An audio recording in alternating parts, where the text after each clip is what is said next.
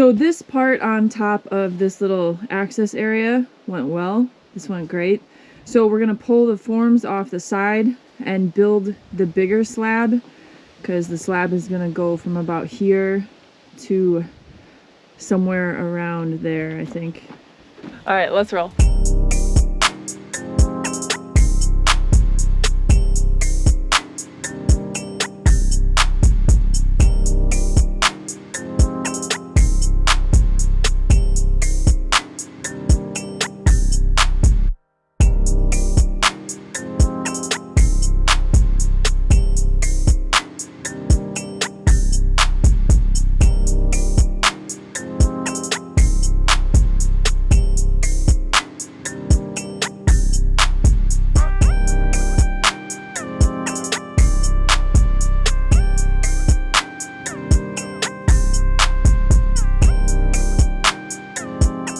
And here's the results.